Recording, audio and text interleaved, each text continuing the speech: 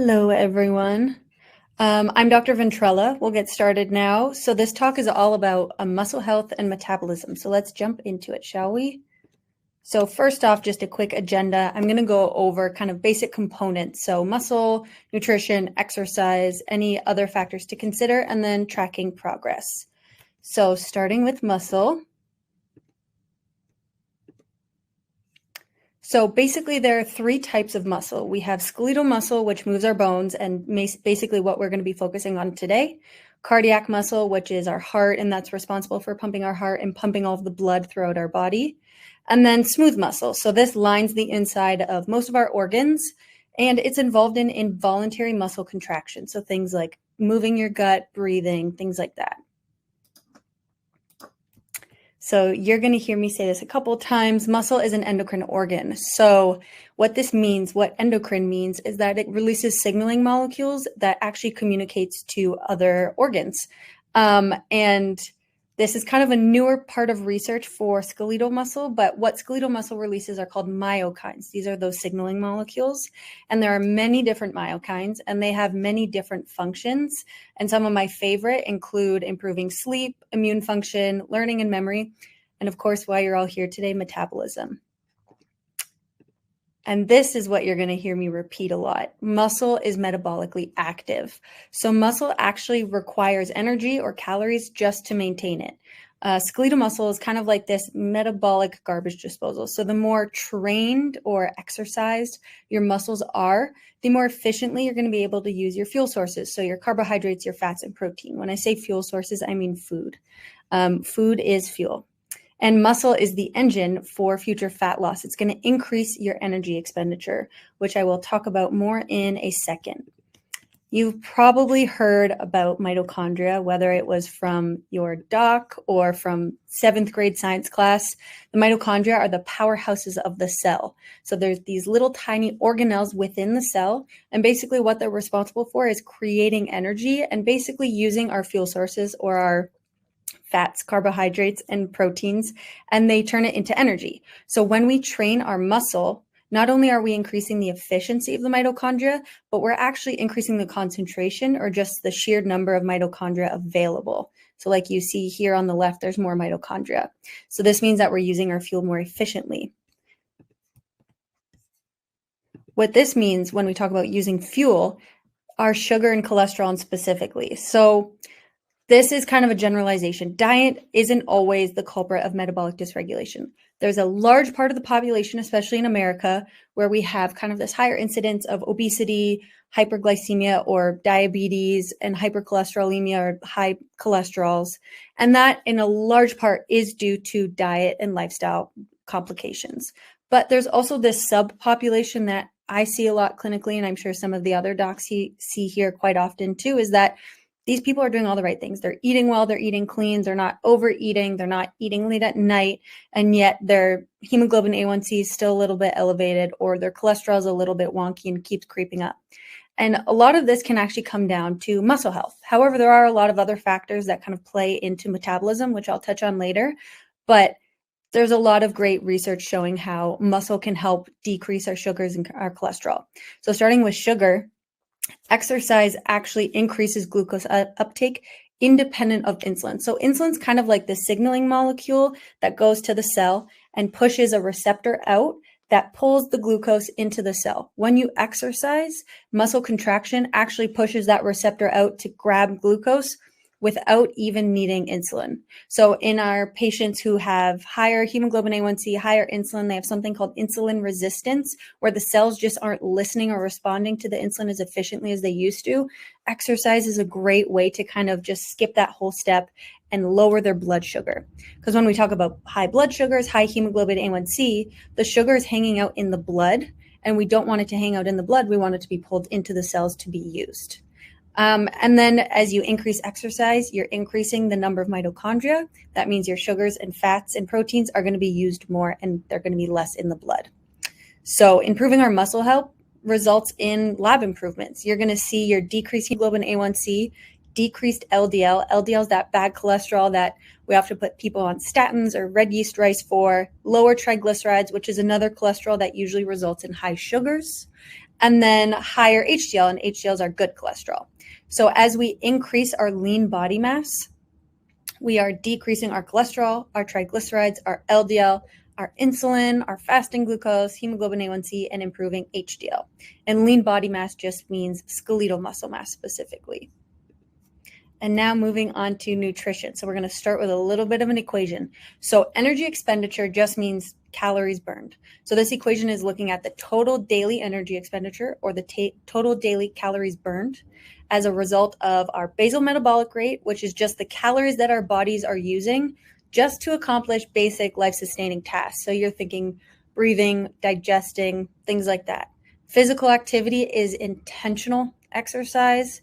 NEAT, or non-exercise activity thermogenesis, is basically any activities that are not sleeping, eating, or exercise. So walking to work, walking up the stairs, doing laundry, doing yard work, those NEAT activities also add up because they're also burning calories, but they're usually more unintentional compared to physical activity. And then the thermic effect of food. So to break down, to digest and metabolize our food, it actually requires energy as well. So this is kind of like a generalized overview of how our bodies are burning calories or using calories throughout the day. So there used to be this concept that calories in minus calories out equals fat loss equals weight loss, we'll say. It's honestly oversimplified, and it doesn't actually quite work like that. If you're in too low of a calorie deficit, which is kind of common, you can actually risk losing your muscle mass. So overall, when you have lower muscle mass, because muscle is metabolically active, you're actually going to decrease your BMR, your basal metabolic rate. So if you're in a calorie deficit and you're not fueling your body properly, especially your skeletal muscle, you're going to decrease your basal metabolic rate, which actually results in a decrease of the total calories burned per day. So here's the solution. Small caloric deficits if needed, maybe 100 calories. Exercise is part of that equation, which I'll show you again. If you increase your exercise, you're also increasing your daily energy expenditure, and then increasing or maintaining your muscle mass, because you want to keep that metabolism revved up. When you have more muscle on you, you basically just rev your metabolism up without even trying. Muscle is metabolically active. So as you build muscle, you're going to be able to process your food more efficiently. As you increase muscle mass, you're going to increase your BMR. So this is the opposite of what I said when you're in too much of a calorie deficit. When you have extra muscle mass or extra lean body mass, your basal metabolic rate is elevated. I kind of say this as like the overhead cost of having muscle is high. It's not a bad price to pay. It just costs a lot to have muscle on you. So you're going to have a higher total daily energy expenditure. And then this is really important to me, sustainability guidelines. I don't recommend tracking calories for so many reasons. It's just a headache and it is not sustainable. And I just recommend that people gently guide themselves to mild reductions if that's what they need. Please talk to your doctor for better guidance and more specific, tailored guidance to what you need. But another thing that I consider, which might be frustrating for some people to hear, but don't focus on timeline. This isn't about a temporary diet, not a temporary workout routine. It's about a lifestyle change. And I get that some of us, maybe we have an event that we're trying to get to and we want to look better or whatever it is. But what my goal for you is that we have these lifestyle changes that kind of keep you at your ideal body composition. And I'll get into body composition a little bit later, but basically when you have higher skeletal muscle mass, you have a better body composition and it's easier to burn your calories. That's the end goal, is this sustainability piece. And then there are a few factors that I like to talk about that actually contribute to satiety. So satiety is just the feeling of being full. So first and foremost, calories. This is a given. Did you consume enough energy or calories to maintain your bodily functions? Breathing, digestion, walking, all the things. Number 2 is length of meal. So interestingly enough, how long did you spend on eating? The time or the duration of the meal matters. Did you spend 5 minutes? You spend 10 minutes, 25, so on and so forth. Your nervous system plays a role in this as well. It's not just your gut. All of our systems kind of interact with each other. We're very much an ecosystem, so to speak. And when you eat too quickly, it's almost like you don't give your nervous system enough time to flip into that parasympathetic dominance That's the rest and digest. So when you're eating for shorter amounts of time, you actually don't feel as full because your nervous system is trying to catch up. Volume of meal. This might sound counterintuitive, so I'm going to explain this in a little bit more detail. The volume of meal means, is there enough food on your plate? But this is different from calorie-dense foods. For example, if you had a cheeseburger, some hamburger from McDonald's, it's roughly, say it's the size of my fist. It's not that big. And then you look at a plate that's bigger than the size of my head.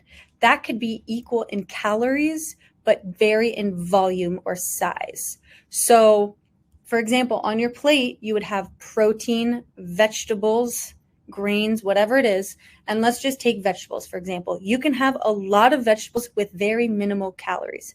Does this mean that they're useless? No, not at all. That's not what I'm saying. Just because they're low in calories doesn't mean they're low in vitamins, minerals, micronutrients, and fiber, which is a whole other story and incredibly important for us. So volume of meal matters. Just because it has a lot of calories and something small doesn't mean that you're going to feel full after. Fourth component is water content. Water also increases our satiety. And fifth and final is expectations of fullness. If being full to you means being really uncomfortable, then I recommend playing around with your expectations. Some people say, try to stop eating when you're 80% full and see how you feel. This kind of goes back to the length of the meal and this nervous system piece. Let's let our nervous system catch up. Sometimes it takes our brain a little bit to catch up with our stomach. So when you stop at 80% full, you might actually feel more full than you expected. Restriction. So I hate restricting foods. I joke around with my patients that I come from an Italian family, and basically my whole childhood growing up revolved around food and eating food with loved ones. And so I don't like the idea of taking things away. And actually our brains perceive restriction as a threat, and then we end up actually seeking out those foods that we're restricting. So the solution is, what can you add? I'm constantly telling my patients, instead of what can we take away, what can we add? Let's add more protein. Let's add more fiber. Let's add more time to your meal. That's the solution. The solution is inclusive food choices that are easier and more sustainable. So if you want to have a little piece of chocolate, have that after your full meal that is perfect in calories and in size and volume. And maybe you won't feel like you need as much chocolate as you maybe felt like you would have otherwise. And of course, we had to talk about protein. You all knew this was coming. So protein has a higher thermic effect when compared to carbs or fat. What this means is that it actually takes more calories to digest and metabolize protein than carbs or fat. So protein is also very important for our muscle health specifically, because it's using the proteins to repair and grow itself. And like I said, muscle is metabolically active. It's this metabolic garbage disposal. So as you see in this little equation here, as you increase your protein, you're increasing thermal effect of food, you're increasing your total daily energy expenditure. So far, we have increasing muscle mass to increase BMR, increasing protein to increase TEF. That's going to help us in the long run. And I just want to have a little sidebar here. You should be eating more than just protein. So don't skip your fiber, vegetables, some grains, and healthy fats. For the sake of this talk and muscle health specifically, I just talk about protein a lot because of its kind of application.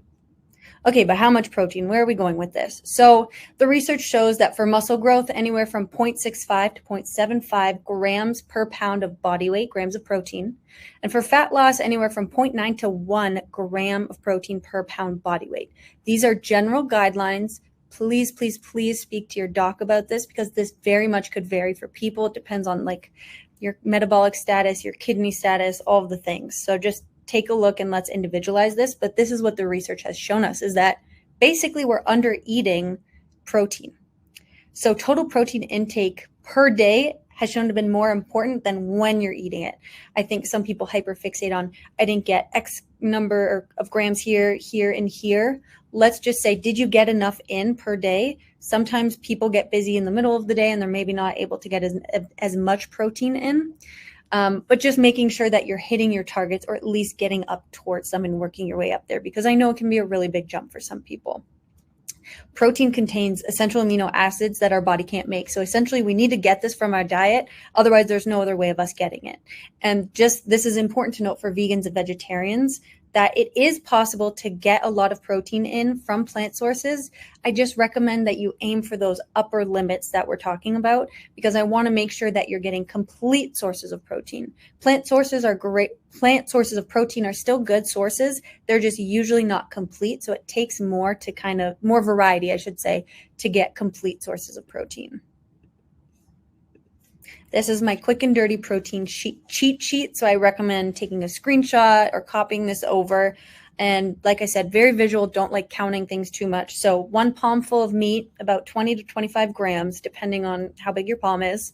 Palmful of fish is 15. If you can tolerate dairy, cottage cheese and Greek yogurt are great sources at 14 and 12 grams for a half cup. 1 egg is only 6 grams. And I don't mean to say only as in never eat eggs, but I have patients come to me sometimes and they say, I had an egg for breakfast. That's not enough. It's really, 1 is not enough. It's not enough for a meal. So if you beef it up with some more eggs, maybe some chicken sausage, things like that.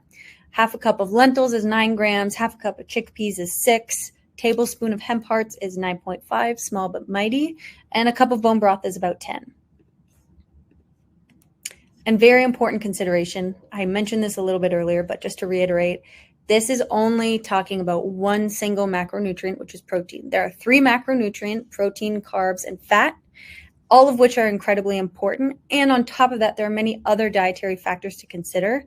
Something like macronutrients, micronutrients, so your vitamins, your minerals, fiber could be, it's entirely on its own talk. It's very important. I kind of tell my patients, protein fuels your muscle, fiber fuels the microbiome. So don't think that all the other things are negligent in this case. And finally, exercise. So exercise trains or builds the muscle. There are basically 3 different muscle fiber types. Muscle fiber is just type of muscle cell. And they kind of vary in action, from power output to endurance. And exercise has actually been shown to shift the types of muscle fibers to the more metabolically active ones. So they shift to what are called type 1 and type 2A muscle fibers that are more metabolically active. And they're going to help us burn our fuels more efficiently. There are overarching 2 general types of exercise: aerobic or cardio. So that's your walking, running, biking, swimming. So these exercises require oxygen to make energy, and our anaerobic exercises, weightlifting, plyometrics, HIIT workouts, things like that. And these create energy in the absence of oxygen. So what does this mean? What am I doing? Quick and dirty answer, both is best. In the research, this is what we call concurrent training. So both aerobic, cardio, and anaerobic exercise results in A, preserved muscle mass, and B, fat mass reduction. So this is just an example. You definitely don't have to adhere to this by any means, but I recommend doing them on different days. So it's not like you're doing a 5-mile run and then a 50-minute lift. So strength training could be twice a week on Monday to Friday. Cardio could be once a week on Wednesday. That's just a rough example. For strength training, what I recommend is compounded exercises. And when I say compounded, they're basically a two for one. So when you have an isolated exercise, that's something like a bicep curl, you're working one single muscle group, and it's less efficient than something like a squat with a press. You're doing 2 exercises in one. It's a 2 for 1. So you're actually increasing the calories burned in the same amount of time. So you're getting the best bang for your buck. And this takes us back to the equation, of course. So you're increasing your physical activity. That increases your calories burned, your total daily expenditure. And concurrent training is going to increase that calories burned even more than kind of like an isolated training exercise would do. And this is important because when we talk about calorie deficits, which I don't love talking about restriction, you can minimize any deficit that you want to have by increasing your physical activity or your energy expenditure. So it kind of balances each other out that way, which is nice. Some tips for exercising. First and foremost, some exercise is better than none. Please, please, please find a schedule that works for you. If you're not exercising at all, I'm not expecting you to jump up to 5 days per week. Start slow, meet yourself where you're at. And a big part of this is actually building confidence too, not just building stamina and muscular endurance and muscular strength, but it's also about building confidence as you go. And if possible, I really recommend at least starting out with a professional, someone who could guide you to do safe and effective movements, as well as slowly increasing the intensity over time. And hydrate, especially now as we're coming up in the summer. If electrolytes are indicated for you, once again, talk to your doctor. Please use electrolytes, fuel your workouts. Another thing to talk to your doctor about, I think that we can fuel with both diet and supplements if needed before and after your workouts. I kind of explain to my patients, let's fuel your muscle, which is going to help your performance, which is going to help your energy, and it's going to help your metabolism, or maybe we need to lower some of these lab values.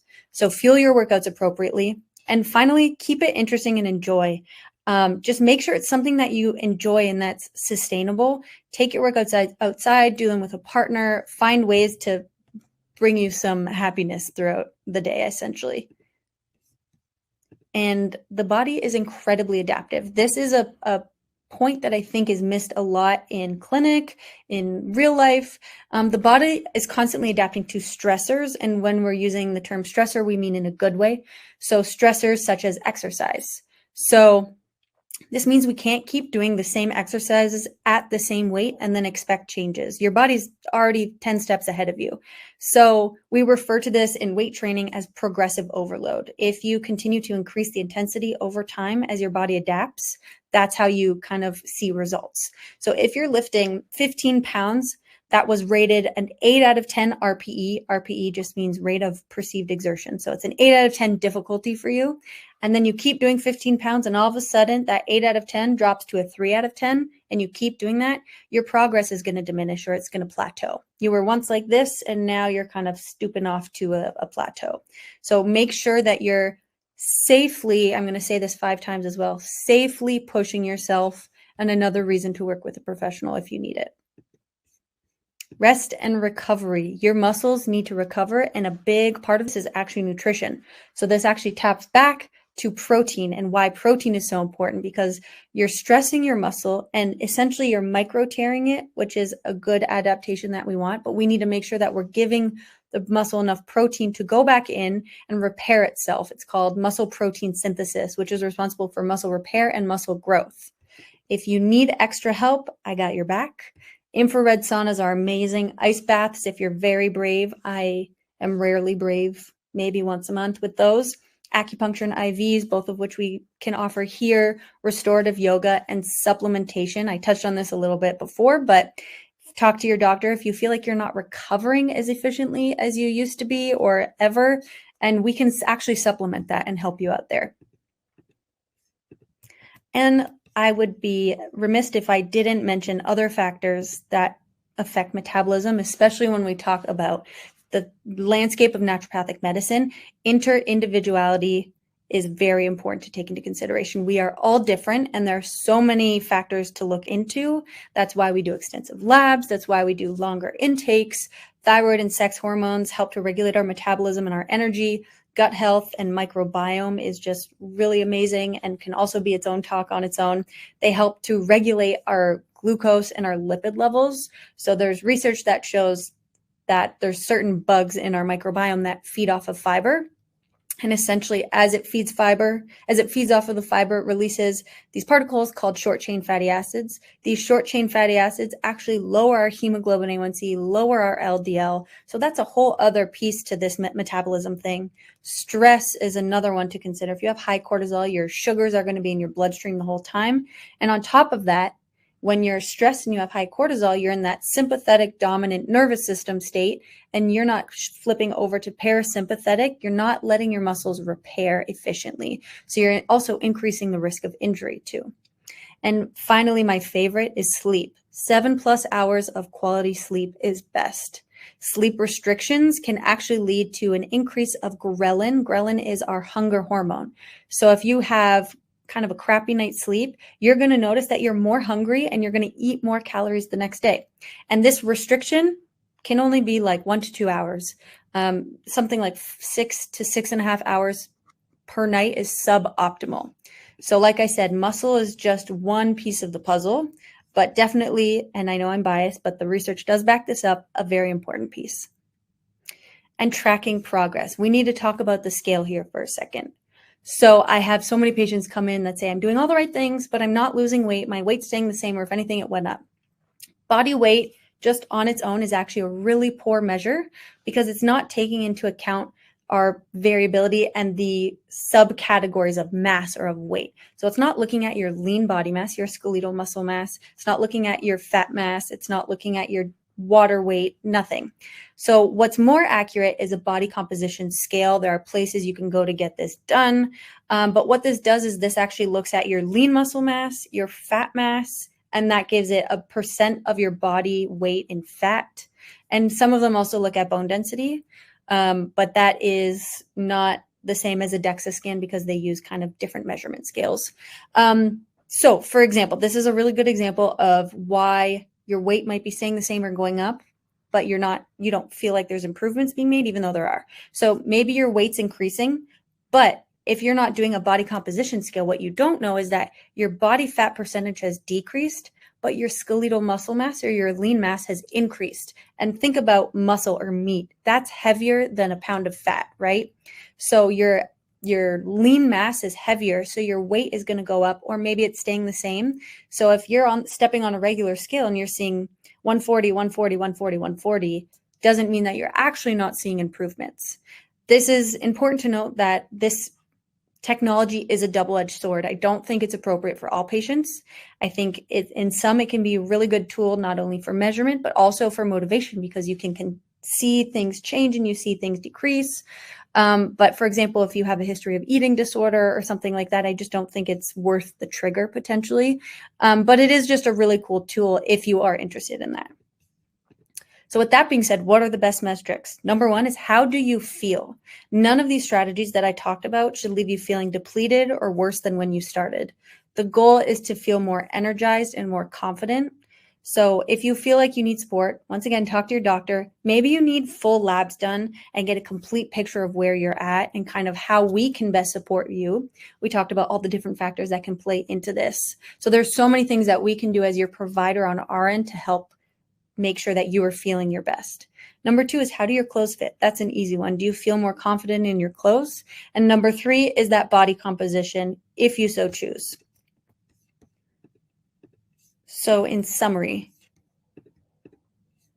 muscle is metabolically active and requires energy to maintain it.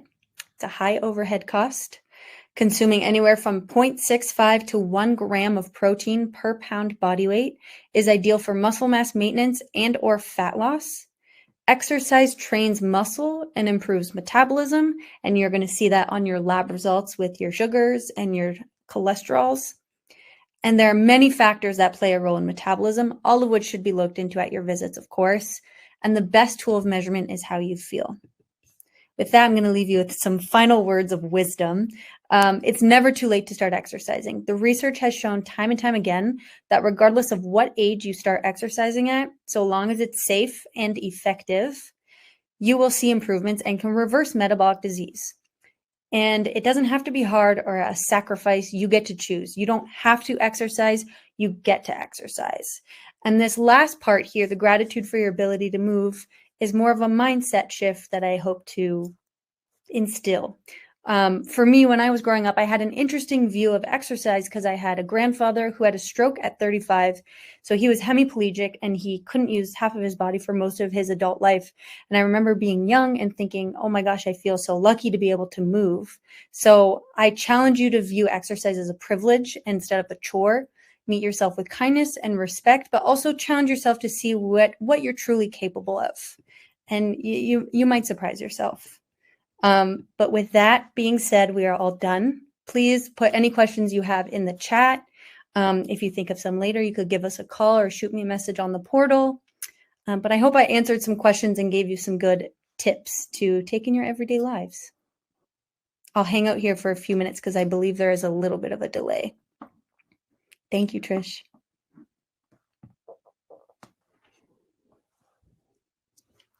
Alrighty, it looks like we're all good on my end. So like I said, if you have any questions that you think of later, please give us a call and I'll do my best to get back to you. But have a great weekend, everyone, and happy Mother's Day to the moms out there.